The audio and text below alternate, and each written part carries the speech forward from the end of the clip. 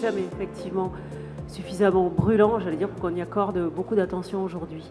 C'est vrai que le recrutement a profondément changé, vous l'avez dit, hein. Aujourd'hui, il faut séduire les candidats parce que les jeunes, et les moins jeunes d'ailleurs, ne restent plus dans les entreprises pendant toute leur carrière.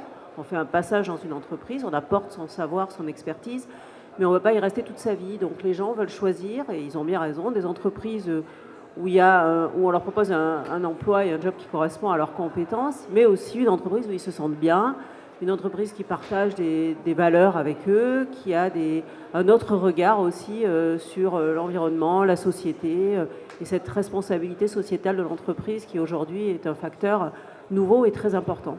Bon, après, on met en place toutes les choses classiques, j'allais dire, qui deviennent classiques aujourd'hui, hein, les réseaux sociaux, les témoignages de salariés, les petites vidéos sur les salariés en poste pour leur dire, ben voilà, moi je suis chez Precia, je fais ça, je suis rentrée comme ça, je fais ça, je découvre ça. Donc faire découvrir un peu nos métiers. Voilà. Je voudrais juste rebondir, Delphine, on avait parlé lorsqu'on s'est entretenu au téléphone, effectivement, que le secteur de l'agroalimentaire a ce gros atout par rapport à d'autres secteurs, c'est qu'en règle générale, il y a une montée en compétences au sein de l'entreprise et que ça, véritablement, c'est vrai que pour un salarié, cette projection est possible. C'est important, ouais. Très important.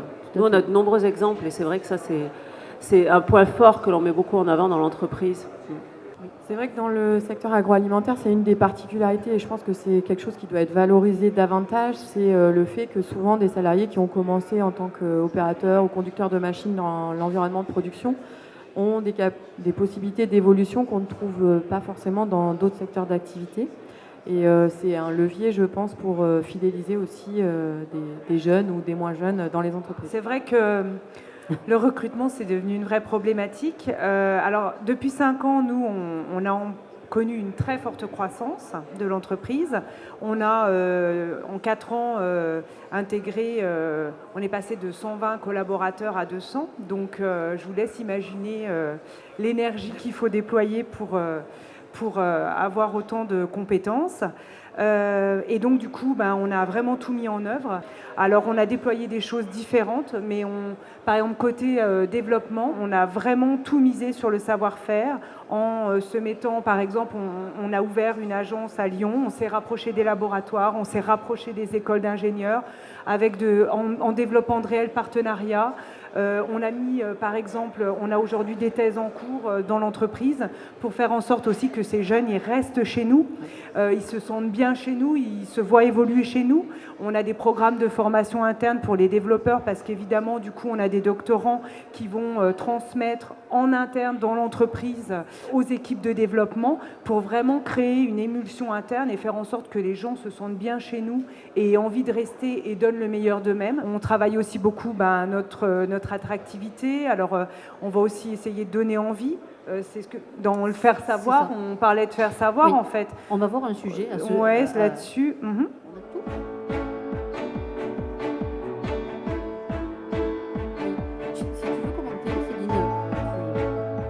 Chez Infologique, du coup, alors là, par exemple, c'est Mathilde Signy. Donc, on est une entreprise qui a comme valeur le sport. Et du coup, on sponsorise Kevin Mayer, qui est champion du monde de décathlon. Hein. Là, par exemple, c'est une initiation avec nos salariés un week-end.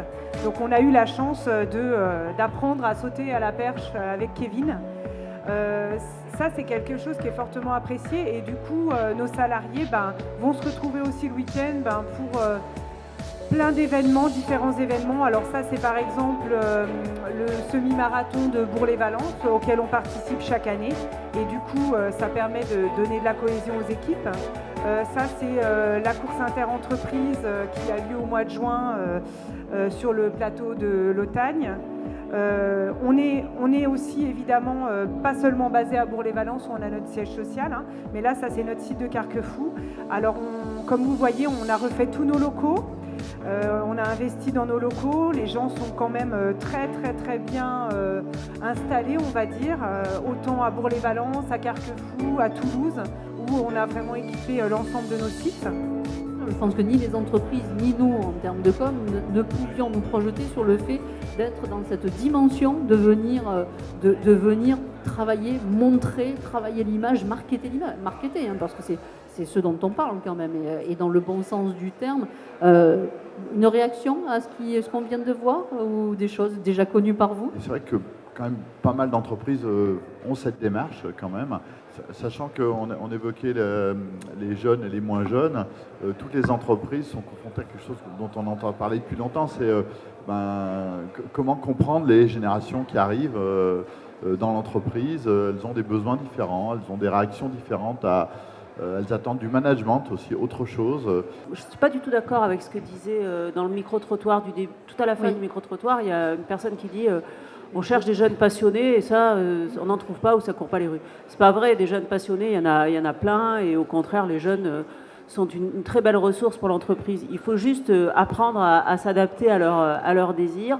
Aujourd'hui, les jeunes, ils ont une façon de travailler qui est peut-être un peu différente, et ils ont, je crois, un rapport à l'humain qui est beaucoup plus fort, qui est beaucoup plus important. C'est-à-dire qu'ils vont vouloir trouver chez leur manager une vraie relation, je dirais pas d'amitié, je dirais pas jusque-là, mais en tout cas une relation de confiance, une relation humaine importante. Et ça, c'est très très important chez les jeunes. On va voir le deuxième micro-trottoir qui porte justement sur l'exercice de séduction et toutes les interrogations qu'ont les entrepreneurs autour de ça. On est obligé de séduire le plus possible puisque c'est vraiment un marché très concurrentiel pour réussir à démarcher les futurs collaborateurs. C'est-à-dire qu'aujourd'hui, les frigoristes passent souvent d'une société à une autre en fonction, on va dire, des tendances et de la dynamique de la société. Il faut vraiment qu'on ait l'entreprise la plus attractive possible pour donner vraiment aux jeunes envie de travailler chez nous et puis envie de rester, parce que c'est bien d'avoir des jeunes en apprentissage et de les garder, de les former. Mais il faut vraiment après pouvoir les garder, parce qu'après on a aussi ce problème-là quelquefois. On garde le jeune pendant 2 ou 3 ans, on le forme, et puis après il a envie d'aller voir ailleurs parce qu'il y a d'autres entreprises qui sont peut-être plus grandes ou peut-être qui sont plus intéressantes pour eux. On essaie justement de valoriser un petit peu notre produit par rapport à la recyclabilité, car on communique là-dessus en disant voilà, on n'est pas sur du plastique, on est quand même sur des matériaux qui sont nobles et qui se recyclent. On essaye de jouer là-dessus pour séduire un petit peu les personnes susceptibles de venir chez nous. Workwell vient de déménager dans, je dirais, des nouveaux locaux, et ces locaux intègrent effectivement, on va dire, entre guillemets, l'esprit coworking, espace de travail. Ce qui marche vraiment chez nous, c'est en fait on est une entreprise très polyvalente. On a les usineurs par exemple, vont faire un petit peu de maintenance, donc en fait ils ne sont pas toujours cloîtrés devant leur machine. Il y a beaucoup de jeunes maintenant qui veulent faire plein de choses. Et un des points clés, notamment dans nos métiers, ce sont des métiers très vastes, et donc c'est l'évolution de carrière potentielle au sein de la société. Et du coup, on essaye de travailler là-dessus sur vraiment le plan de carrière qui s'inscrit du coup dans un plan de fidélisation de nos collaborateurs. On entend beaucoup de choses dans le micro-trottoir, la fin du monotache, le fait de pouvoir alterner sur des postes. Je pense que vous, par rapport peut-être, c'est des sujets que vous abordez avec les entreprises. Je pense que voilà, le tutorat, c'est vrai que c'est très important. Dans le deal gagnant-gagnant, je pense que le jeune aujourd'hui a beaucoup plus d'attentes humainement. Donc en effet, il a besoin d'être beaucoup plus accompagné que peut-être ce qu'on pouvait faire auparavant. Voilà, après l'entreprise, je pense qu'elle récoltera aussi des bénéfices, parce que si le jeune se sent bien, il y restera, et donc voilà, parce qu'il va choisir un ensemble. Aujourd'hui, on est sur un package en fait, et il n'y a pas que le métier, ou il n'y a pas que l'entreprise, c'est un ensemble de choses qui doivent être optimisées pour que les jeunes aient envie de rester. Je ne peux pas m'empêcher de penser à des nouveaux métiers qui sont apparus, qui sont assez médiatisés, qui sont les métiers de responsable du bonheur dans les entreprises.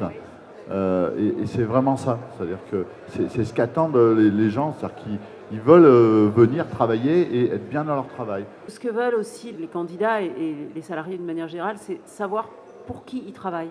C'est-à-dire humaniser un peu, enfin que ce soit plus humanisé. On a besoin de savoir, et je pense qu'on est tous pareils, pour qui on travaille, qui est le patron, c'est qui cette entreprise, c'est qui, alors pas forcément physiquement, mais voilà, ça ait du sens, quoi. Quelles sont les valeurs, Voilà. le mot sens, les mots sens, valeurs, Voilà. Effectivement, ce sont des Ça, c'est choses important, qui ouais. sont revenues. La reconnaissance, vous l'avez justement dit, c'est compliqué parce que chaque personne est différente dans l'entreprise, et ça passe par le dialogue en entreprise.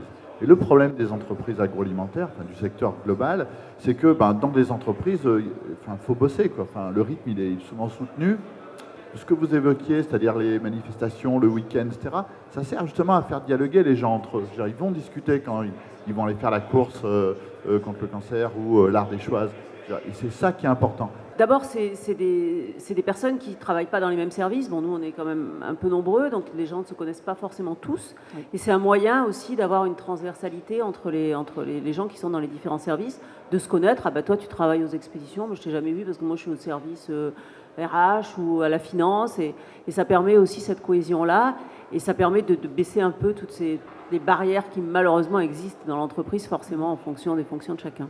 Alors c'est vrai qu'on n'a pas forcément toujours le temps pour nos collaborateurs dans l'activité quotidienne, mais je trouve que ce qui sert à ça, c'est après toutes les actions qu'on va pouvoir avoir à montrer nos métiers, les montrer différemment. Dans les petits témoignages qu'on voyait, on parlait du client, finalement c'est nos collaborateurs qui nous disent moi j'aime mon métier, j'aime aller chez nos clients parce que ce qui me satisfait c'est quand on a fini d'installer le logiciel et qu'on a passé tellement de temps ensemble qu'on a l'impression de faire partie de leur famille. Et du coup, je trouve que ça, finalement, c'est la meilleure considération que le collaborateur il peut avoir. Et c'est dans le travail. Et c'est pas dans la course qu'il va faire le week-end avec ses collègues. Non, je suis d'accord, c'est important. On ne peut pas passer son temps dans l'entreprise à faire des courses et des pique-niques et des cours de cuisine, quoi. C'est quand même une activité réalisée. Mais par contre, les entreprises qui mettent en place ce genre de choses, c'est vrai que vous me posiez la question, je trouve que les gens n'en ont pas tellement conscience. Enfin, c'est plus... faut le faire savoir. Ouais. Oui, tout à fait. Moi, je rejoins ce que disait M. Sauton. Je pense que les jeunes n'ont pas forcément conscience de tout ce que les entreprises font pour que les personnes se sentent bien chez eux. Après, c'est, je pense, à l'entreprise en fait, de valoriser tout ça et de communiquer dessus. Parce qu'en fait, d'une entreprise à l'autre, les pratiques sont vraiment différentes. Donc après, nous, forcément, quand on connaît bien les entreprises, on peut aussi en parler. Mais c'est vrai qu'on ne les connaît pas forcément toutes très bien. Donc je pense que c'est elles qui sont les mieux placées pour valoriser en fait, tout ce qu'elles font et pour fidéliser leurs collaborateurs.